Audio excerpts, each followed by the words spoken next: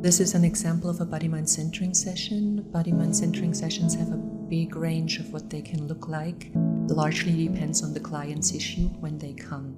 In this case, it was an irritated bowel syndrome that rayed out into as well the lower body, the leg, the left leg especially, as well as into the upper body.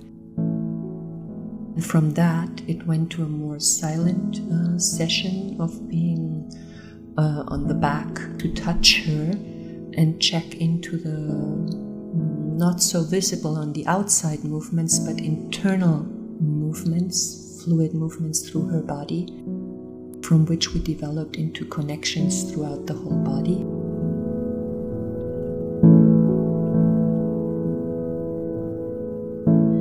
And we together chose the means of working with sound, which is one of the modalities body-mind centering works with.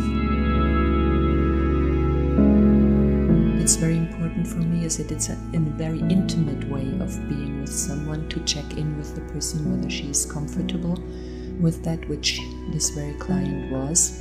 Is it okay that I sound into your body? Yes, I can sound here. And I chose to go gradually to have first bring my sound through a tube that I created with my hand, preparing the tissue for receiving the sound and vibration. And then in a second step, I went deeper and put my mouth directly on the client's body, which also brings the vibration of my sound more directly and also the warmth of the breath.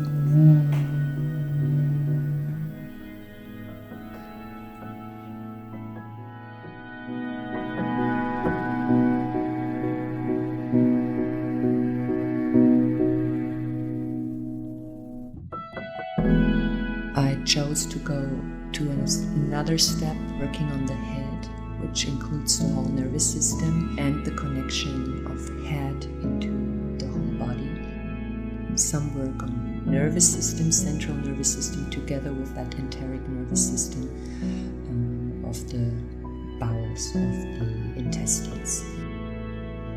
I chose to bring the client into some movement that developed from her body, just bringing her over to the side, and that allowed for some other positioning of hands that is very important at times to have a sensation of volume of the body.